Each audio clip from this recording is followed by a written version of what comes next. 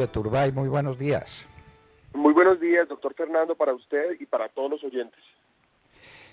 Bueno, doctor Uribe, usted fue personaje central en muchas perturbaciones o intentos de perturbaciones del orden público durante el gobierno pasado. Y usted ayer fue testigo, como nosotros, de las cosas que ocurrieron en esta ciudad. ¿Cuál es su opinión sobre estas protestas? ¿Y cómo sería posible en Colombia alguna vez que el ejercicio de un derecho, la protesta es un derecho, pero el ejercicio de ese derecho no suponga el sacrificio de los derechos de millones de personas que ven interrumpidos sus negocios, su vida cotidiana, su vida tranquila en la ciudad de Bogotá? La visión que usted tiene de los acontecimientos de ayer, doctor Uribe Turbay.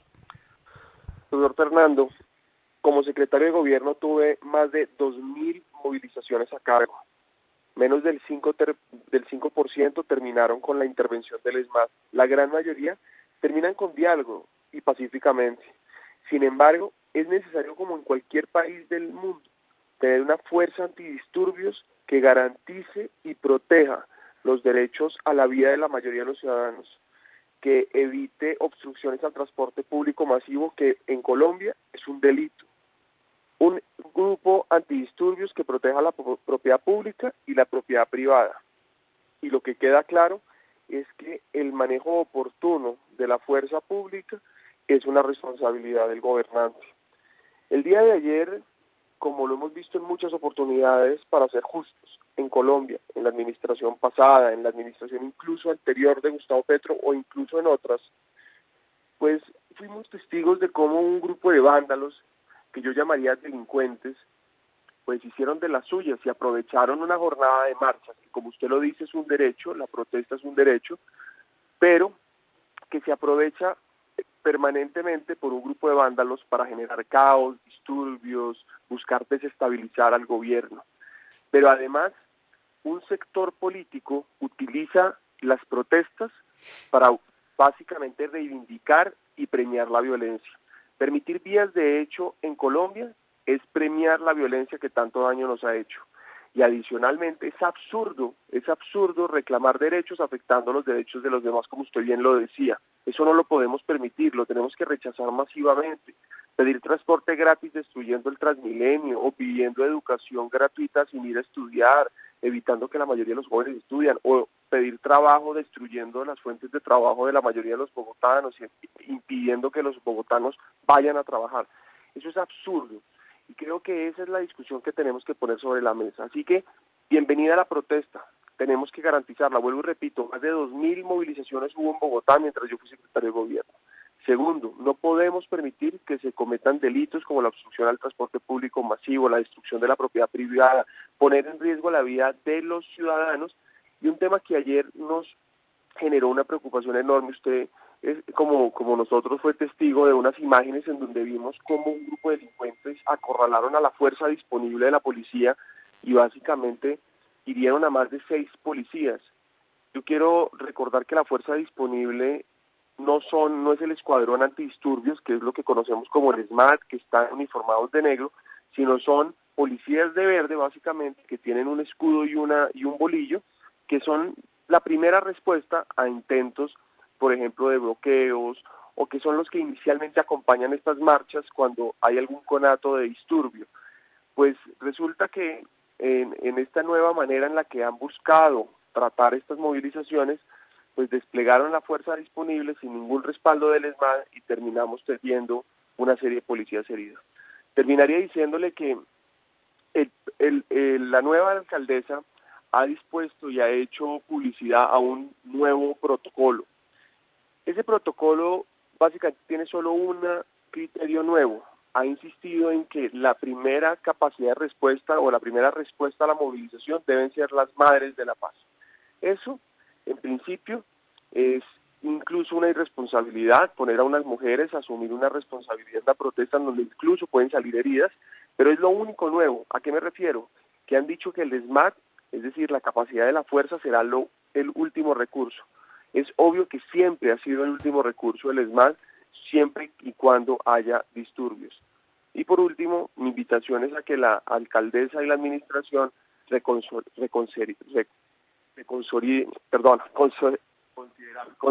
consideren nuevamente ajustar este nuevo protocolo con el propósito de que garanticen que la mayoría de los bogotanos tengan derecho a moverse libremente y pacíficamente, que puedan llegar a sus casas, que no tengan que verse afectados por un grupo mínimo.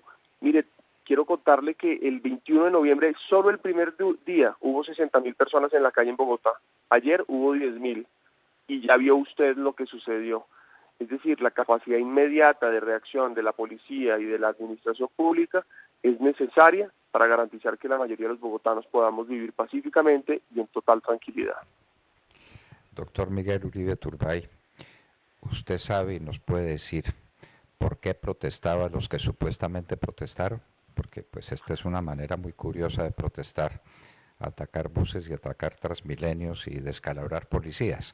Pero ¿por qué estaban protestando los que protestaron? Nos quedamos sin saber. Las centrales obreras dijeron que ellos habían convocado, era un cacerolazo, que ellos a eso no habían convocado. Entonces, ¿quién convocó y contra qué? ¿Por qué protestaron los que protestaron de esta manera ayer en Bogotá? Una siguiente etapa, por decirlo de alguna manera, de lo que vimos el 21 de noviembre, que a propósito se ha convertido en una oportunidad para buscar desestabilizar, criticar, oponerse al gobierno nacional. Es legítimo, como lo hemos dicho, protestar. Es legítimo buscar mecanismos para expresar el descontento. Incluso, doctor Fernando, como usted lo ha dicho varias veces, quienes no marchamos no quiere decir que pensemos que todo el país está perfecto. Quienes no marchamos no quiere decir que consideremos que no hay nada por mejorar. Todo lo contrario. Lo que consideramos quienes no marchamos es que marchar no es el camino para mejorar. Yo considero que buena parte de los reclamos que se han hecho durante noviembre y ahora en enero son cosas que se pueden mejorar a través del diálogo, a través de las propuestas, que incluso el gobierno nacional dirigentemente ha abierto un canal de comunicación con diferentes sectores, con jóvenes, estudiantes, mujeres, líderes sociales, entre otros. Y lo menciono porque ya en noviembre el presidente tomaba decisiones rápidamente sobre nuevos acuerdos ambientales, por ejemplo, con una mesa ambiental que fue uno de los sectores que salió a manifestarse el 21 de noviembre. Sin embargo, también vimos a finales de noviembre y a comienzos de diciembre una consolidación de más de 100 propuestas para el gobierno nacional. Eso pues termina siendo ilógico, pero además demuestra que lo que hay detrás no solo es un interés legítimo de un sector para buscar mejorar ciertas situaciones en el Estado, sino además un interés político de ciertos sectores de hacerle oposición y generar críticas al gobierno. El día de ayer lo que vimos es un sector, o es una segunda etapa de ciertos sectores que, como usted bien dice, llamaron al cacerolazo o llamaron a un tipo de manifestaciones pacíficas sin entrar a generar el disturbio que vimos durante el día. Sin embargo, vuelvo y repito, unos sectores políticos y muchas veces unos sectores de vándalos y delincuentes aprovechan estas alternativas o estas situaciones para buscar desestabilizar, generar caos, pánico, miedo, y es lo que termina sucediendo. Ahora, cuando uno ve las imágenes de los encapuchados destruyendo Transmilenio, destruyendo propiedad privada, pública, lo que pasó en el centro en la carrera séptima con Jiménez, es absurdo, es todo lo que nos costó en la administración pasada recuperar el centro, pavimentar la séptima, recuperar el patrimonio cultural e histórico, como por ejemplo la iglesia de San Francisco que queda en esta zona, pues ver cómo lo destrozan en minutos un grupo de vándalos, pues realmente es triste, pero además es irresponsable, injusto, y casi que uno podría decir que esta es una actitud cobarde de un grupo de capuchos, vándalos, que aprovechan estas oportunidades. Yo creo que para comenzar necesitamos unirnos como ciudad y unirnos como ciudadanos, no importa de qué sector político somos, si nos gusta o no el gobierno nacional o el gobierno distrital, tenemos que rechazar y tenemos que hacer básicamente un pacto de reivindicar la protesta, pero criticar y censurar socialmente este tipo de actuaciones. Segundo, los medios de comunicación deben ser fundamentales para poder censurar, criticar, tachar a estos jóvenes muchas veces o a estos capuchos de delincuentes, porque hay que llamarlos por su nombre. Estos no son protestas pacíficas, estos son delincuentes que afectan, como ya lo he dicho, contra varios derechos.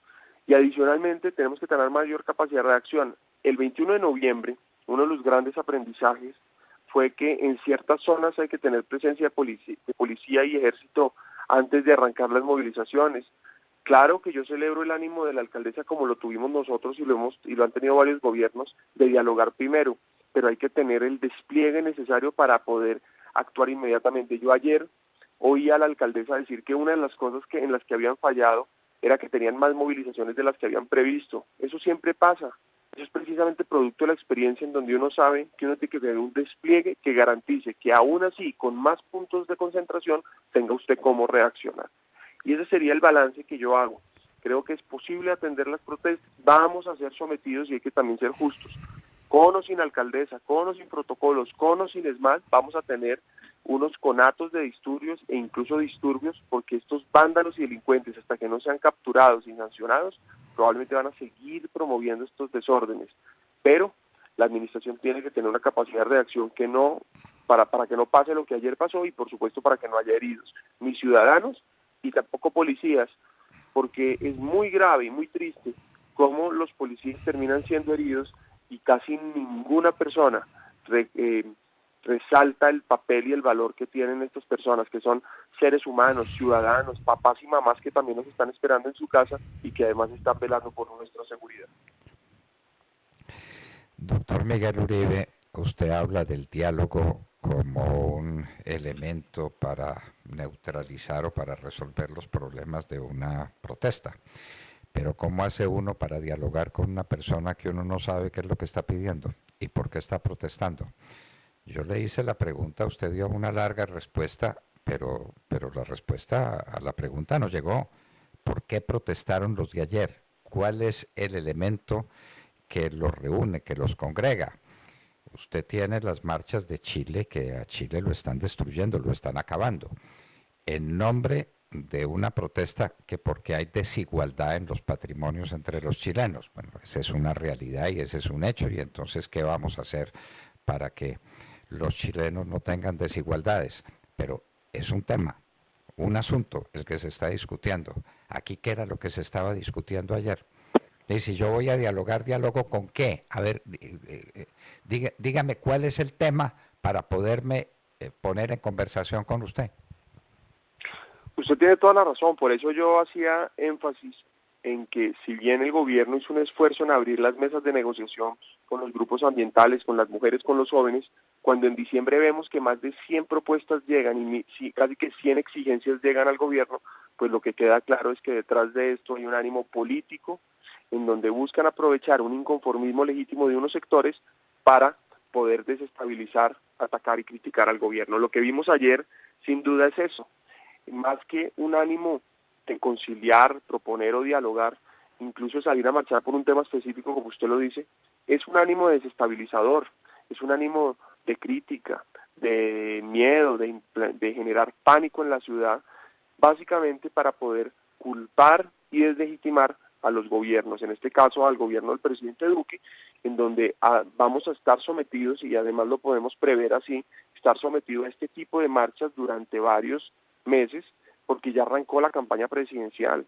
Aquí hay unos sectores políticos que van a aprovechar este clima y lo van a impulsar precisamente para decirle a los ciudadanos que hay un descontento, que hay que salir a pronunciarse a las calles, que a propósito es la gran minoría de las personas las que salen a las calles, la gran mayoría de los bogotanos estuvimos trabajando, movilizándonos regularmente, yendo a nuestras casas a ver a nuestras familias, yendo a los trabajos. Y pues, como usted mismo lo dice, ayer no hubo ningún tema sobre la mesa, es decir, con esto, es decir, si bien hubo unos colectivos, porque también hay que referirlo, por ejemplo en la Plaza Bolívar, antes de que se generaran disturbios, llegaron colectivos de mujeres, de líderes sociales, de jóvenes, que son sectores que, como le digo, reúnen un inconformismo general, pero finalmente estos que bloquean la 26, bloquearon la Suba, bloquearon la Boyacá, que destruyeron la 7ª con 13, pues finalmente termina siendo un grupo que sale a generar pánico y que no le interesa negociar, que no le interesa dialogar.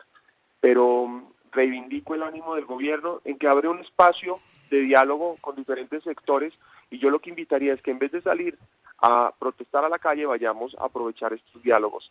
Y también insistiría en que las elecciones las ganó un sector político, tiene que gobernar, y espero yo que lo siga haciendo con los postulados, con el propósito de sacar adelante este país, de corregir lo que iba mal y poder generar oportunidades. Nosotros estamos completamente de acuerdo con usted en que a este gobierno hay que dejarlo gobernar, el gobierno de la ciudad. A la señora Claudia López la eligieron que gobierne y por supuesto es nuestro deseo que le vaya muy bien. Si le va muy bien al gobierno como gobierno nos va bien a todos. Pero aquí estamos enfrentados a una realidad y es a unas protestas desordenadas, desbocadas, violentas, que se hacen en nombre uno no sabe de qué. Y una pregunta, Chile está metido en un proceso desestabilizador enorme. ¿Lo de Colombia es pura coincidencia temporal con lo de Chile? ¿O será que tenemos un proyecto desestabilizador que se expresa en Chile, que se expresa en Bogotá y que trató de expresarse en otras partes? Recuerde usted lo que pasó en el Ecuador, en el Perú también se intentó. Entonces, esto no es solamente un fenómeno colombiano. ¿Usted cree que es pura coincidencia en el tiempo o que hay una mano negra que está metida detrás de esto, empujando a estas manifestaciones irracionales y delincuenciales para destruir la convivencia, ¿no? La vida normal de los ciudadanos? Algunos políticos quisieran que en Colombia viviéramos lo que se vivió en Chile o se está viviendo en Chile, lo que se vivió en Ecuador, lo que se vivió en Bolivia. Algunos políticos quisieran ver las calles destrozadas, quisieran ver la calle llena de heridos, quisieran ver que aquí hubiera básicamente una crisis para buscar sacar réditos electorales. La violencia no, es decir, con violencia no gana nadie, con vías de hecho no ganamos en Colombia. Es todo lo contrario. Yo siempre insistí antes del 21 de noviembre que para que se diera un ejemplo, incluso de los sectores de oposición y de la gente que tenía unos inconformismos legítimos, se diera un ejemplo, necesitábamos una manifestación 100% pacífica. Pero desafortunadamente hay sectores que les interesa desestabilizar al gobierno, les interesa criticar, y en ese sentido, pues quisieran ver aquí una movilización parecida a la de los otros países latinoamericanos. Sin duda ese clima que estamos viviendo en Latinoamérica ha generado incertidumbre y muchas expectativas alrededor de las protestas en Bogotá y en Colombia.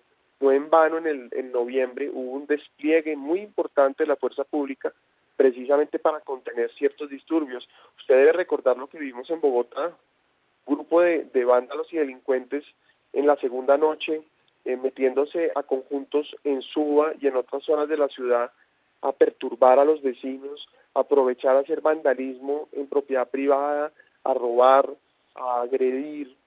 Y eso es lo que termina pasando cuando se le echa candela a un ánimo de salir a la calle a destruir. A la calle hay que salir a protestar y a proponer, pero no a destruir. Y sin duda, si no somos inteligentes en la manera en la que tratamos este descontento, que vuelvo repito, es legítimo, incluso personas que no marchamos también consideramos que hay cosas por mejorar, pero si no somos inteligentes, actuando rápidamente, actuamos en equipo con el gobierno nacional, en vez de llegar a criticarlo, lo apoyamos, en vez de censurarlo, lo respaldamos, y por supuesto, si no permitimos que la fuerza pública actúe diligentemente, pues podemos estar corriendo ciertos riesgos. Yo espero que ya esto haya pasado, es decir, esta posibilidad de vivir una situación similar a la de otros países, pero tenemos que estar preparados. Y como usted bien lo deja claro, pues aquí hay una serie de elementos que podrían estar conectando marchas y movimientos a lo largo de Latinoamérica. Es muy probable que así sea. Algo están buscando y probablemente sea un viaje al paraíso comunista lo que están proponiendo, y que esto venga alimentado desde Venezuela, donde les ha ido tan bien como todos lo pueden comprobar.